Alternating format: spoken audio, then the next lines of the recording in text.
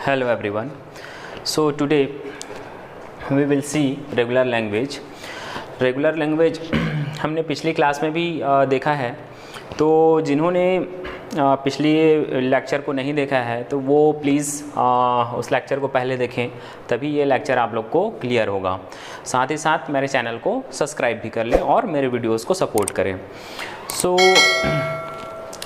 मैंने पिछले क्लास में ये दो क्वेश्चन आप लोग को दिया हुआ था कि इन दोनों क्वेश्चन को आपको रेगुलर है या नहीं है ये चीज़ फाइंड आउट करना था। तो कुछ लोगों ने किया है और जिनको भी डाउट है मैं अभी क्लियर कर देता हूँ।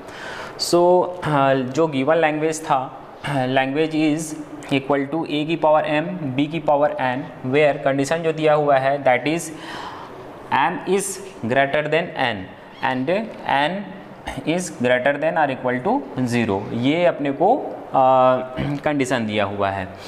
तो अपने को सबसे पहले क्या बताया था मैं पिछले लेक्चर में कि अपने को कंडीशन चेक करना है और कंडीशंस के बेस पे ही अपने को पता चल जाता है कि गिवन लैंग्वेज रेगुलर है या नहीं है। तो यहाँ पे देखिए अपने को कंपेयर करना है। क्या कंपेयर करना है? a की वैल्यू बड़ी होनी चाहिए, means number of a's should be greater than number of b's। ठीक है, तो a मोर नंबर में आने चाहिए b के रेस्पेक्ट में।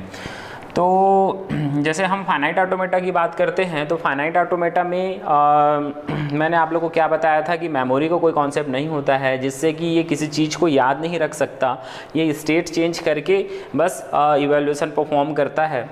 तो यहाँ पे देखिए अपने को कंपेयर करना पड़ रहा है और कंपैरिजन करने के लिए जैसे कि हम how many number of a's in particular input string, ये चीज़ अपने को रिमेंबर रखना होगा और उस वैल्यू को कहीं पे मेमोरी में स्टोर करना पड़ेगा। ठीक है, तभी हम उसको जो नंबर ऑफ बीज है उससे क्या कर पाएंगे, कंपेयर कर पाएंगे। तो कंपैरिजन का रिक्वायरमेंट आ गया। अब कंपैरिजन के लिए अपने को यहाँ पे मेमोरी का रिक्वायरमेंट है, तो मेमोरी का रिक्वायरमेंट हम किसमें, फाइनाइट ऑटोमेटा के कॉन्सेप्ट में फुलफिल नहीं कर सकते। ठीक है, तो ये गिवन लैंग्वेज क्या होगा, नॉट रेगुलर होगा।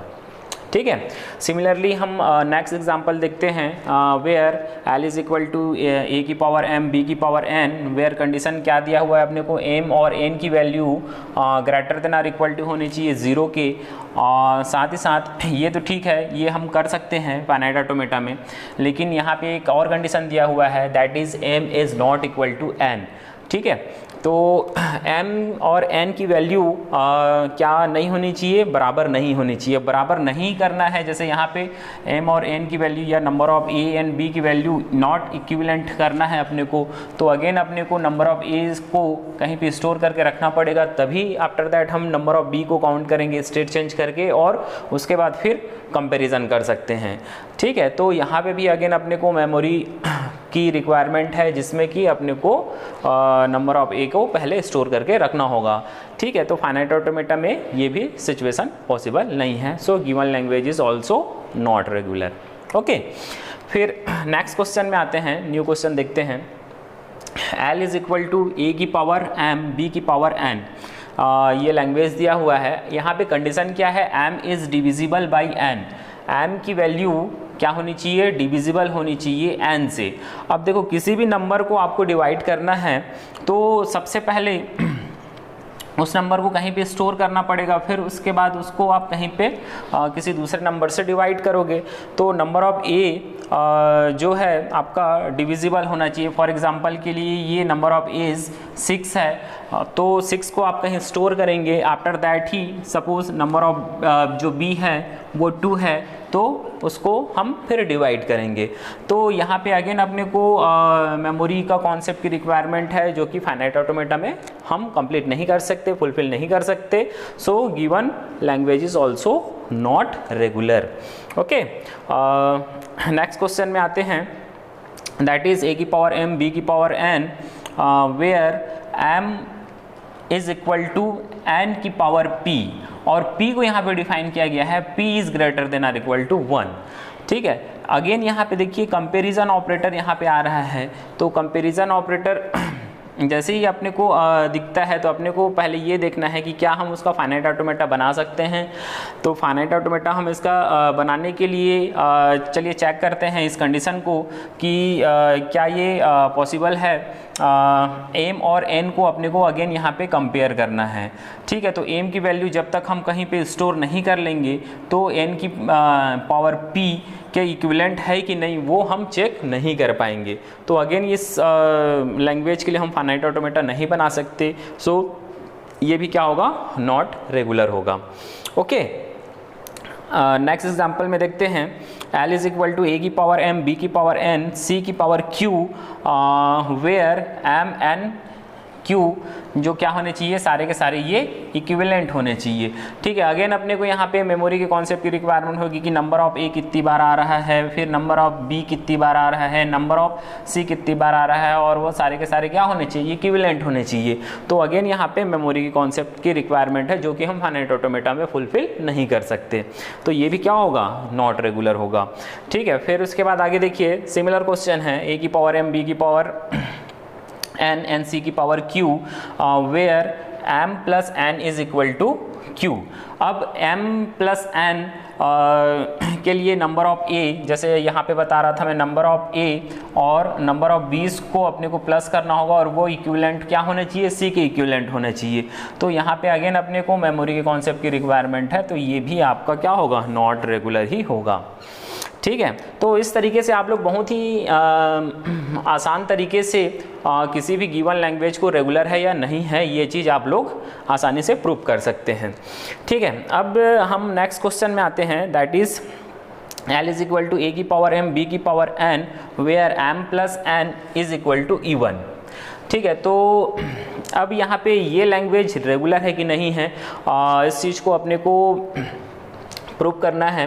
तो सिमिलरली हमने अभी तक जो देखा है उसके हिसाब से अगर मैं आप लोग से पूछूं तो आप लोग बोलेंगे कि sir given language is also not regular. लेकिन यहाँ पे एक बहुत ही अच्छा एक ट्रिकी क्वेश्चन है, ये जो गिवन लैंग्वेज है दैट इज़ रेगुलर। अब ये रेगुलर क्यों है, ठीक है, क्योंकि हम इसका फाइनाइट ऑटोमेटा बना सकते हैं, ठीक। फाइनाइट ऑटोमेटा हम कैसे बनाएंगे ये आप लोग को मैं बता रहा हूँ, ठीक है। तो इस तरीके से आप लोग को गेट वगैरह में कंफ्यूज करते हैं कि जो भी गिवन लैंग्वेज है वो रेगुलर है कि नहीं है, ठीक है, आपको प्रूव करना है। तो यहाँ पे देखिए क्या बोल रहा है, a की पावर m, b की power n, where m plus n is equal to E1, ठीक है, ये अपने को दिया हुआ है। तो यहाँ पे सबसे पहले मैं आपको ये समझा दूँ कि इसका फाइनाइट ऑटोमेटा बनेगा और उसमें क्या क्या कंडीशन हो सकते हैं, ठीक है। तो देखिए m plus n is equal to E1 होना चाहिए, मतलब नंबर ऑफ a और नंबर ऑफ b मिला के क्या होने चाहिए, एक E1 नंबर जनरेट करना चाहिए। जैसे 2 + 2 ये 4 आ रहा है, ठीक है। तो किसी भी दो नंबर को जब हम ऐड करते हैं तो उसमें क्या क्या सिचुएशंस हो सकते हैं, जैसे कि a और b, number of a and b की हम बात करते हैं तो सबसे पहले तो आपका जो नंबर ऑफ a है वो ऑड हो सकता है, नंबर ऑफ b भी ऑड हो सकता है, ठीक है। नंबर ऑफ a आपका ऑड हो सकता है, ये E1 हो सकता है, ठीक है, ये E1 हो सकता है, ये ऑड हो सकता है और ये E1 हो सकता है, number of a and number of b भी E1 हो सकता है, ठीक है। ये चार सिचुएशंस अपने को ऑकर होंगे हम किसी भी दो नंबर को ऐड करते हैं तो, ठीक है। दोनों ऑड होंगे या दोनों में से कोई एक E1 या ऑड होगा या दोनों E1 होंगे, ठीक है। तो अब अगर हम दो ऑड नंबर को ऐड करते हैं तो अपने को क्या मिलता है, दो ऑड नंबर, जैसे फॉर एग्जांपल के लिए 5 + 7, ठीक है, अपने को क्या मिल रहा है, एक E1 नंबर मिलता है, ठीक है। आप किसी भी सिचुएशन में चेक कर लीजिए, दो ऑड नंबर को हम ऐड करते हैं तो अपने को क्या मिलता है, E1 नंबर मिलता है। सिमिलरली एक ऑड और एक E1 नंबर को, एक ऑड और एक E1 नंबर को हम ऐड करते हैं तो अपने को क्या मिलता है, एक ऑड नंबर मिलता है, तो ये क्या हो जाएगा, ऑड हो जाएगा, ठीक है। आगे हम इसको हम पलट दें, 2 + 5 कर लें, इवन ऑड कर लें तो भी अपने को ऑड नंबर ही मिलेगा। ओके, और आफ्टर दैट हम 2 इवन नंबर्स को ऐड करते हैं। 2 even number in the sense कि मान लीजिए 4 + 4, ठीक है, इज इक्वल टू क्या हो जाएगा आपका 8 हो जाएगा। तो ये आपका अपने को क्या मिल रहा है यहाँ पे इवन नंबर मिल रहा है। ठीक है, तो ये 4 सिचुएशंस हो सकते हैं। अब इसमें अपने को क्या प्रूव करना है कि इवन होना चाहिए। ठीक है, तो इवन के लिए हमको 2 कंडीशंस मिल रहे हैं, एक ऑड नंबर ऑफ एज या ऑड नंबर ऑफ बीज जो कि इवन अपने को नंबर ऑफ आउटपुट जनरेट करके देंगे, और even number of a's and even number of जो ए एंड बी हैं वो भी अपने को even number of output generate करके देंगे। ठीक है, तो इसके लिए हम क्या फाइनाइट ऑटोमेटा बना सकते हैं, चलिए देखते हैं। जैसे मैं स्टार्ट करता हूँ, ये स्टार्टिंग स्टेट है। अब स्टार्टिंग स्टेट में सपोज़ मैं एप्सिलॉन के साथ मूव कर जाता हूँ एक नए स्टेट में, और नए स्टेट में मैं यहाँ पे ए 2 टाइम कंसिडर कर लेता हूँ, और फिर एप्सिलॉन के साथ मैं आगे बढ़ जाता हूँ, और यहाँ पे अगेन मैं 2 टाइम बी कंसिडर कर लेता हूँ, और उसके बाद मैं पहुँच जाता हूँ फाइनल स्टेट पे। ठीक है, तो क्या ये जो इवन वाला कंडीशन है, जैसे even plus even is equal to even होता है, तो इवन प्लस इवन वाला कंडीशन यहाँ फुलफिल हो रहा है। ठीक है, चेक करते हैं, जैसे कि 2 टाइम ए आएगा तो ये एप्सिलॉन के साथ मूव करते हुए इस स्टेट पे चला जाएगा, और उसके बाद 2 टाइम ए यहाँ से कंसिडर हो जाएगा। ठीक है, अपने को ये एप्सिलॉन मूव्स के साथ हम फाइनल स्टेट में जा रहे हैं। ठीक है, अगर बी नहीं आता है तो 2 टाइम ए लेते हुए ये फाइनल स्टेट पे पहुँच गया। ठीक है, अब उसके बाद 2 टाइम से बी आता है तो ये एप्सिलॉन के साथ में डायरेक्टली यहाँ पे पहुँच जाएगा, 2 टाइम बी ले लेगा, या 4 टाइम बी ले लेगा, या 8 टाइम बी ले लेगा।